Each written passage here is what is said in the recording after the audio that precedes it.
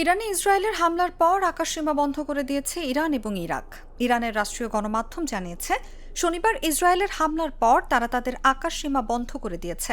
অপরদিকে ইরাকের বার্তা সংস্থা আইএনএ জানিয়েছে, ইরাকি আকাশসীমা বন্ধের ঘোষণা দিয়েছে পরিবহন মন্ত্রণালয়। এর আগে ইরানে হামলা চালানোর পর বেসামরিক বিমান চলাচলের জন্য আকাশসীমা বন্ধের ঘোষণা দেয় ইসরায়েল। নিরাপত্তা সংক্রান্ত কারণে ইসরায়েলের বেসামরিক বিমান চলাচল কর্তৃপক্ষের পরিচালককে বেসামরিক বিমান চলাচলের জন্য আকাশসীমা বন্ধ করার নির্দেশ দিয়েছেন বলে জানিয়েছেন ইসরায়েলের পরিবহন ও সড়ক নিরাপত্তা বিষয়ক মন্ত্রী মিরি গেরেভ। শনিবার সকালে ইরানে আকস্মিক হামলা চালায় ইসরায়েল। আল জাজিরার একজন সংবাদদাতা জানিয়েছেন, রাজধানী তেহরানের কেন্দ্রস্থলে দফায় দফায় বিস্ফোরণের শব্দ শোনা গেছে এবং ধোঁয়া উঠতে দেখা গেছে।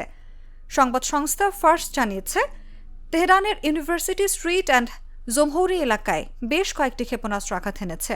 দ্য জেরুজালেম পোস্টের এক প্রতিবেদনে বলা হয়েছে, শনিবার ইরানে ক্ষেপণাস্ত্র হামলা চালিয়েছে ইসরায়েল। হামলার সময় ইসরায়েলি সেনারা দেশজুড়ে নাগরিকদের সতর্ক করে নিরাপদ স্থানে থাকার নির্দেশ দিয়েছে।